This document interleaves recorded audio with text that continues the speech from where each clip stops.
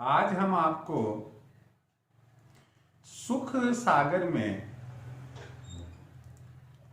ये बताने जा रहे हैं कि परिवार के सुख समृद्धि में कमी के कौन कौन से कारण हो सकते हैं, जिन्हें हम बहुत आसान तरीकों से दूर कर सकते हैं। कहने का आशय यह है कि इसका मतलब यह हुआ कि हम जानबूझकर चाहते हैं कि हमारे सुख में, हमारी समृद्धि में, हमारे स्वास्थ्य में गिरावट आए, हमारी प्रतिष्ठा समाज में कम हो। अब आपसे मैं ये पूछना चाहूंगा कि आपको यह अधिकार किसने दिया? आप परिवार के सफल संचालन के लिए पूर्ण रूप से उत्तरदायी है, चाहे वह स्त्री है, पुरुष है, बच्चा है, बुजुर्ग है, कोई भी। चलो हम उन कारणों को जानने की कोशिश करते हैं और बस इतना सा ध्यान रखना कि भाई मेरे इस वीडियो को देखने के बाद अपने घर के हर कमरे को तलाशना, हर दीवार को तलाशना, हर छत को तलाशना और फिर ये देखना कि भाई हमारे घर में क्या कहीं ऐसी कमी तो नहीं रह गई है। चलो, पहला कारण होता है घड़ी। आपके घर में घड़ी किस दीवार पर लगी हुई है, कौन सी दिशा में लगी हुई है? घड़ी हमेशा पूरब की दीवार पर, पूरब दिशा में लगी हुई होनी चाहिए। एक बात, घड़ी अगर पेंडल वाली है तो वो पेंडुलम चलता हुआ होना चाहिए। घड़ी बंद नहीं रहनी चाहिए। चाबी वाली हो, समय पर चाबी भरो। सेल वाली हो, बंद होते ही उसमें सेल लगाओ। क्यों? कि सूरज उगता हुआ और छुपता हुआ ही अच्छा लगता है।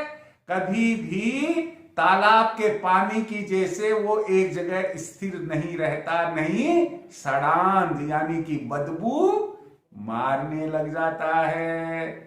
तो घड़ी अगर खराब हो गई, घड़ी का सेल खराब हो गया, घड़ी चल नहीं रही है, घड़ी गलत दिशा में लगी हुई है और फिर हम ये कहे कि यार हमारी प्रोग्रेस में रुकावट क्यों हो रही है। अरे यार छोटी सी बात है भाई, आप घड़ी की दिशा को बदल दीजिए, आप पूरा दिशा में उसे लगाइए। अगर बंद पड़ी है तो चला दीजिए, कांच टूटा हुआ है तो उसे उतार दीजिए, मशीन खराब है मशीन बदलवा दीजिए। कुल मिलाकर पूरब दिशा में घड़ी चलती हुई होनी चाहिए। दूसरी बात, वर्तमान में जब मकान का निर्माण होता है तो मालिक यह चाहता है कि हर प्रकार की सुविधा जो बिजली से संबंध रखती है, इलेक्ट्रिसिटी से संबंध रखती है, मैं वह सुविधा अवेल करूंगा, उठाऊंगा। इसलिए मुझे सीलिंग लाइट्स भी चाहिए, मुझे वॉल फैन के लिए भी पॉइंट चाहिए, मुझे ट्यूबलाइट के लिए भी पॉइंट चाहिए, मुझे सीलिंग फैन के लिए भी चाहिए। दुनिया भर के पॉइंट्स लगा दिए। मालूम पड़ा कि 2 मंजिल के मकान में लगभग 250 से 300 बिजली के पॉइंट्स हो गए। फिर दिमाग में आया, अरे यार अब ये, और आपने क्या किया कि जो होल्डर्स तो लगवा दिए बल्ब के, लेकिन उनमें बल्ब नहीं लगाया।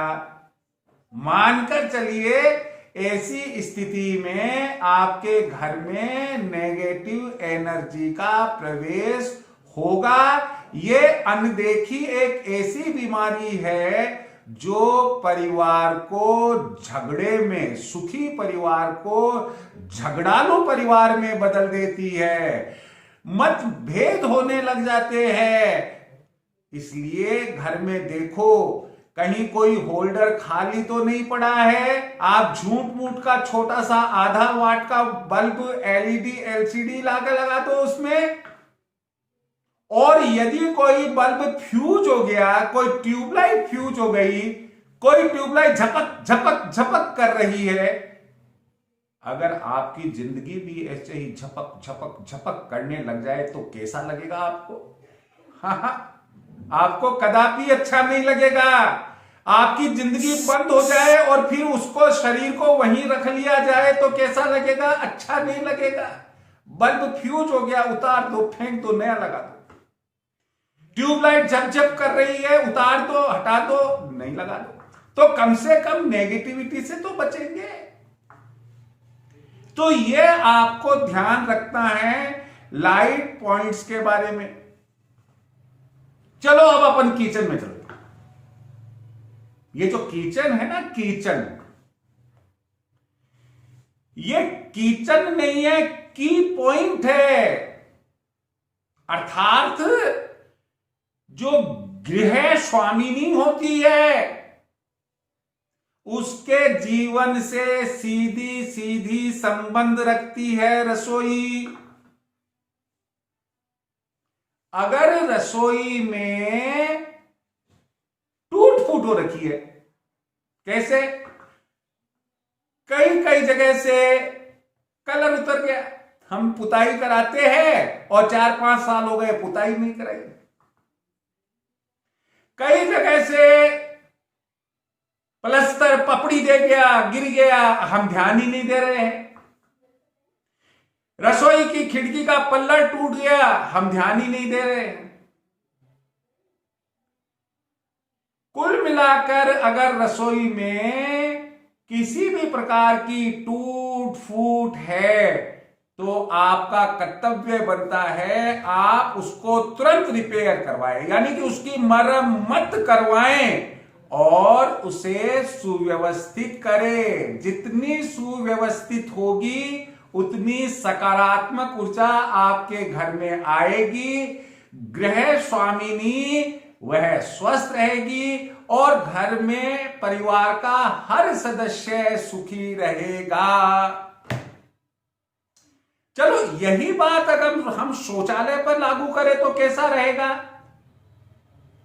कई घरों में मैं गया, वहां ऐसी इच्छा नहीं होती है कि शौचालय में जाकर लघु शंका या दीर्घ शंका करें। कई ऐसे बाथरूम्स होते हैं जहां पर बच्चे को भी टॉयलेट करवा दिया, उसकी भी लैट्रिन धुलवा दी, बड़े बुड्ढे भी जो है वो लघु शंका चले गए, इच्छा ही नहीं होती है। जिस घर का लैट्रिन बाथरूम साफ नहीं है, कांच की जैसा साफ रहना चाहिए, उस घर में खुशियां कदापि नहीं रह सकती, पॉजिटिविटी कभी नहीं आएगी, वहां नेगेटिविटी का ही वास होगा। तो यह भी एक कारण हो गया।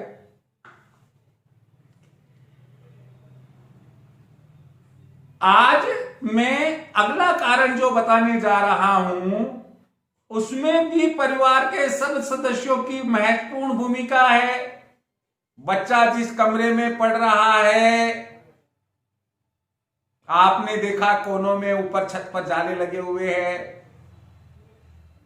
साहब का जो बेडरूम है वहां पर भी कहीं कहीं जाले लगे हुए हैं, पलंग के पास पीछे जाले लगे हुए हैं, रसोई में जाले लगे हुए हैं, पूजा कक्ष में जाले लगे हुए हैं। क्यों?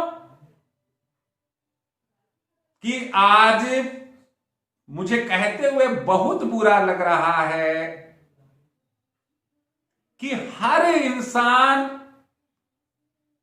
बिजी विदाउट वर्क, कोई काम नहीं है, फिर भी उससे पूछो कि भाई ये क्यों नहीं, अरे साहब समय ही कहां मिलता है, अरे साहब समय कहां मिलता है। तो आप उस समय की कल्पना करो जब 5-5, 10-10 कोच लोग बाग ऐसे चले जाते थे जैसे कि 2-5 कदम जा रहे हो। 10-10 गाय भैंसों का काम ऐसे हो जाता था, 50-50, 100-100 थेपड़ियां थाप लेते थे और खेत से चारा आ जाता था, निनाणी कर लेते थे। और आज जाला क्यों नहीं उतर, अरे टाइम का आपको मालूम नहीं है। आपको एक नौकर के लिए मैंने कह रखा था एक नौकरानी रख देते, अरे नौकरानी रख देते, नौकरानी नौकर का काम करेगी। अरे आपका तो घर है, आपका परिवार है, आपका बच्चे है, आपके पतिदेव है, आपके सास ससुर है, क्या आप उनको सुखी नहीं देखना चाहते? वो नौकरानी देखेंगे सुखी रहे वो। हमारा खुद का फर्ज बनता है पहले तो सीख की झाड़ू से या कैसे भी जाले उतार लेते थे, और आजकल तो जाले उतारने का भी बड़ा बड़ा डंडा आता है। फिर काहे की दिक्कत है? घर में कहीं पर किसी भी जगह जाले नहीं होने चाहिए। अगर जाले है तो फिर इस बात का मलाल नहीं होना चाहिए कि हमारे घर में पैसा नहीं रुकता, हमारे घर में सरस्वती और लक्ष्मी का वास नहीं है, इसका अफसोस करना छोड़ दो आप।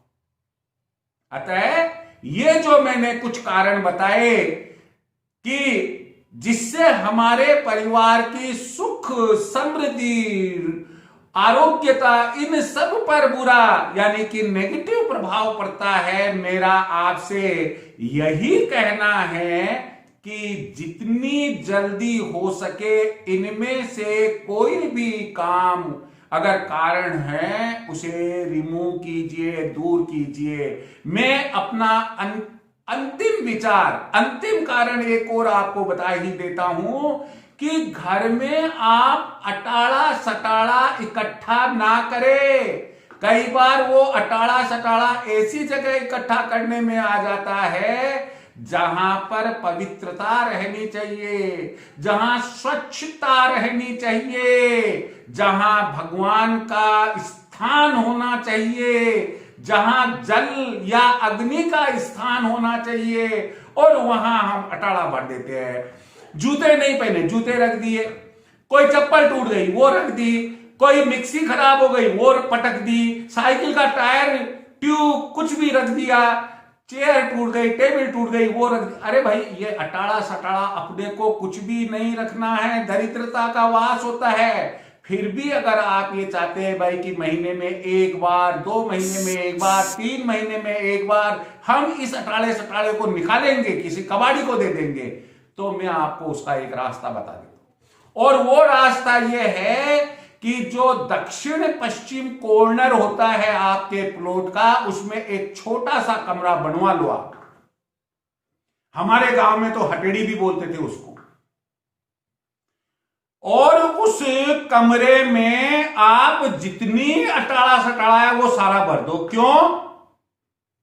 क्योंकि ये जो नेतृत्व कोण है दक्षिण पश्चिम वाला, राहु इसके देवता है, और उनको दबाए रखना, राक्षस को दबाए रखना ही बढ़िया रहता है। वहां साफ सफाई कम की जाती है, नहीं की जाती है। तो अटाड़ा सटाड़ा टूट फूट का सामान यदि कोई हो आप नेतृत्व कोण में रख दे। यह कारण भी बताया मैंने और उस कारण का निवारण भी बताया मैंने। ईश्वर परमात्मा आपको सुखी रखे, समृद्धशाली बनाए, धनवान बनाए और आरोग्यता प्रदान करे, यही मेरी कामना है। जय श्री कृष्ण।